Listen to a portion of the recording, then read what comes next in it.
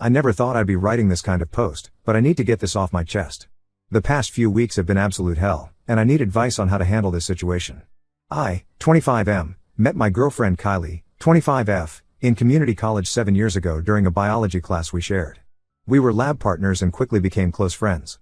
She was different back then, driven, focused, and had big dreams. We started dating 2 years after meeting, when we both realized our friendship had grown into something more. When I first met Kylie, she was passionate about becoming a nurse. This wasn't just a casual interest, she had detailed plans about specializing in pediatric care and eventually getting her master's degree to become a nurse practitioner. She volunteered at local hospitals, joined nursing student organizations, and spent hours studying for her prerequisites. Her drive and ambition were what attracted me to her in the first place. She would light up whenever she talked about helping sick children or discussed different medical procedures. While she was working towards her nursing degree, I transferred to a university to get my MBA.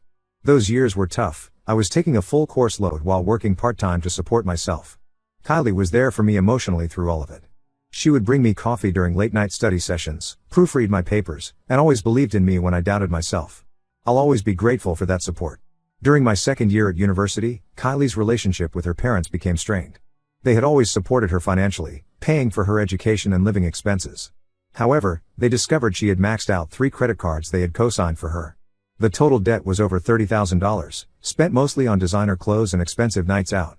Instead of taking responsibility, Kylie blamed her parents for not teaching her proper financial management. They eventually cut her off completely. This forced her to take a year off school to work at a local jewelry store. She claimed this was temporary, just to get back on her feet. I supported her decision, thinking it showed maturity that she was willing to work to pay off her debts. Looking back, I should have seen the red flags in how she handled money.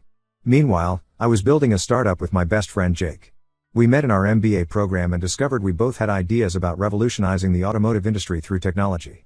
We created a platform that streamlines the car buying process using AI.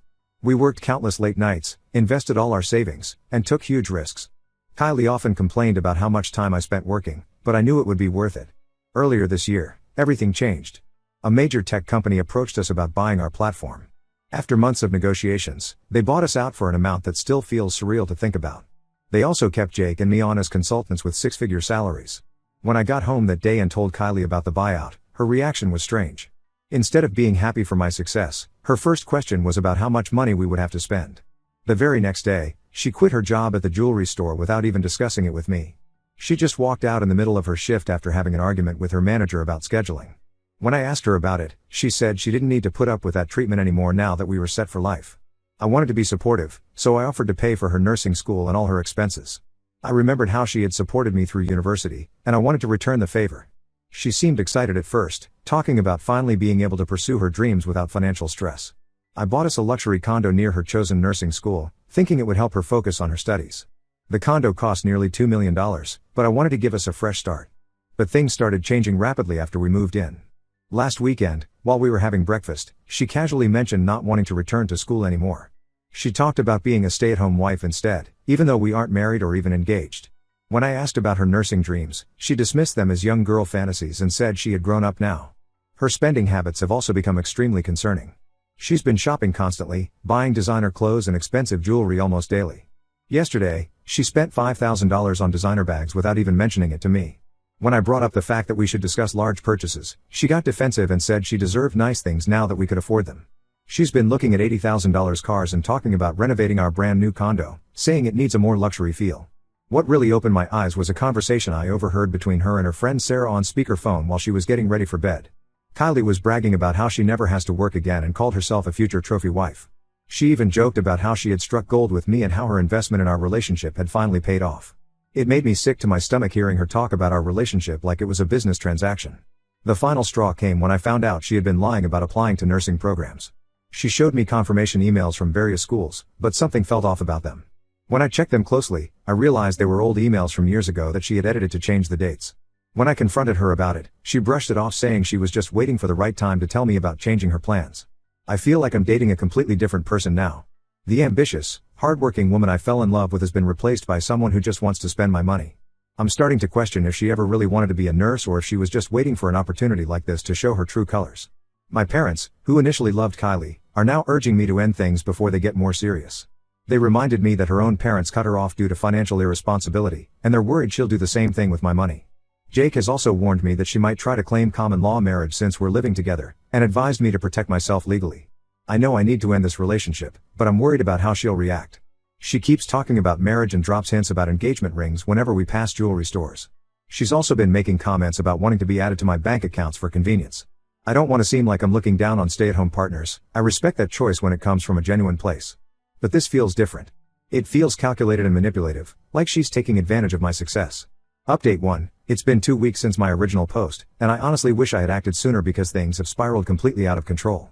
After reading your comments about setting boundaries and having an honest conversation, I decided to have a serious talk with Kylie about our future. I planned it carefully, choosing a time when we were both calm and had no other commitments. I sat her down in our living room and expressed my concerns about her changing career plans and recent spending habits. I tried to be gentle but direct, explaining how her behavior had changed since the buyout and how it worried me that she had abandoned her nursing dreams so quickly. I also brought up specific examples of her excessive spending, like the $5,000 shopping spree and her constant demands for home renovations. Her reaction was not at all what I expected. At first, she just sat there silently, staring at me with this weird blank expression. Then suddenly, she burst into tears.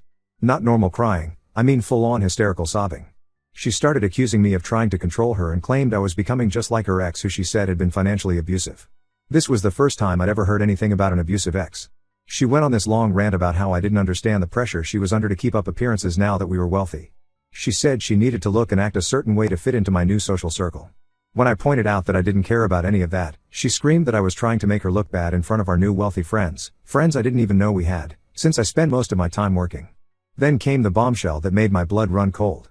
Through her tears, she revealed that she's been telling her family and friends that we're engaged.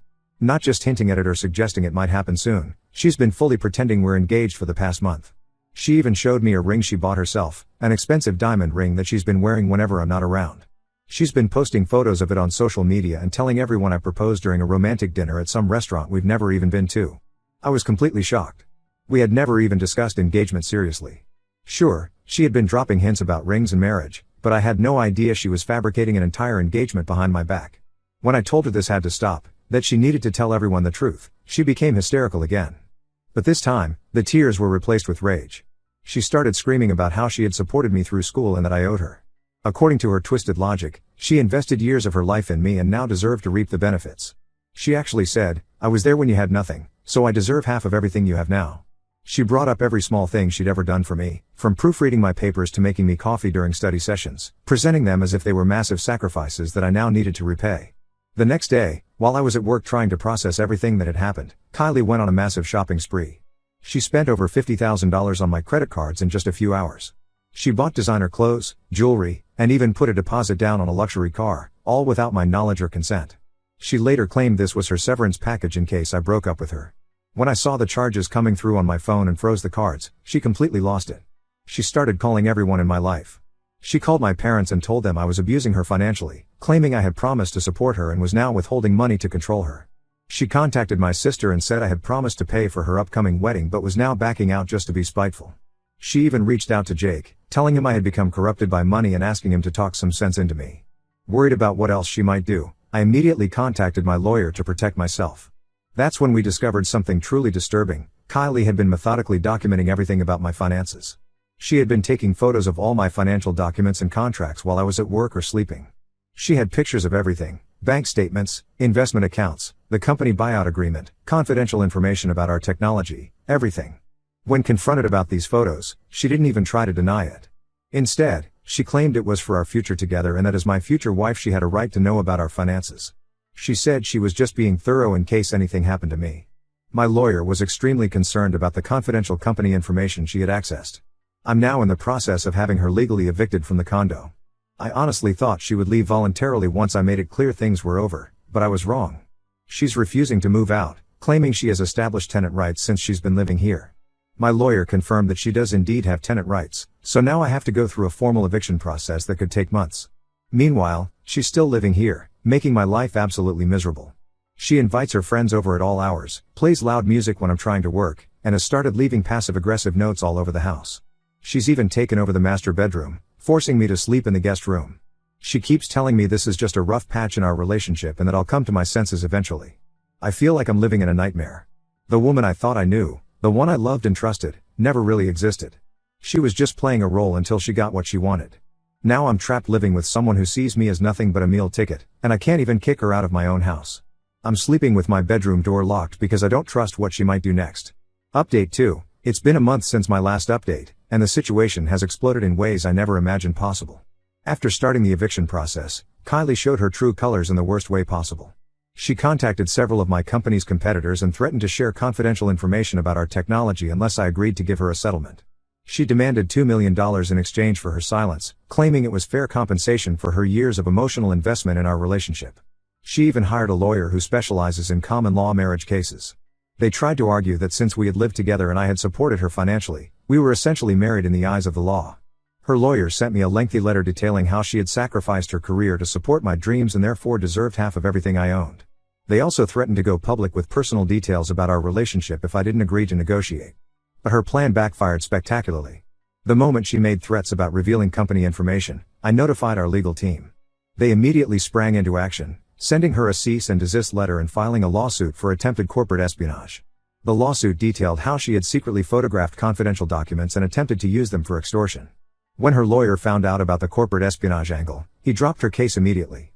Apparently, he hadn't known about her attempts to sell company secrets and wanted nothing to do with it. During all this legal back and forth, I discovered she had been lying about her past too. Jake hired a private investigator to look into her background, worried she might have done this before. What we found was shocking. She had never actually started nursing school, she had only taken a few prerequisites at community college. Her transcript showed she had dropped most of her classes after the first few weeks. The story about her parents cutting her off because of credit card debt was also a lie. The real reason was much worse. This wasn't her first time trying to manipulate a relationship for financial gain. She had done this before with her ex-boyfriend, a real estate agent she dated 3 years before meeting me. She had convinced him to put her name on his house deed, claiming they would get married soon. When he discovered she was cheating and broke up with her, she refused to leave and demanded half the house's value to get her name off the deed. Her parents cut her off when they found out about this scheme, not because of credit cards like she claimed. The real shock came when Jake found her profile on a sugar daddy website. She had been active on it for years, even while we were dating. Her profile specifically targeted successful tech entrepreneurs, describing herself as a nursing student looking for a mentor to help achieve her dreams. She had detailed posts about how to spot promising startups and identify entrepreneurs likely to succeed. When confronted with this, she didn't even deny it. She just said she was networking and that lots of successful people use such websites to make connections. The private investigator also uncovered a pattern of similar behavior with other men.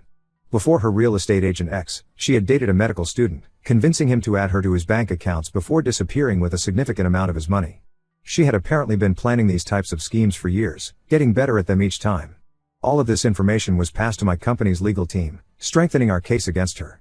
They amended the lawsuit to include her history of financial manipulation and fraud.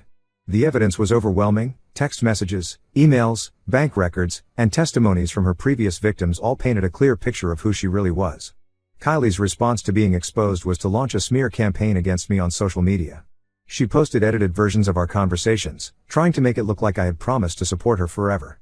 She claimed I had forced her to quit her job and abandon her dreams, painting herself as a victim of financial abuse.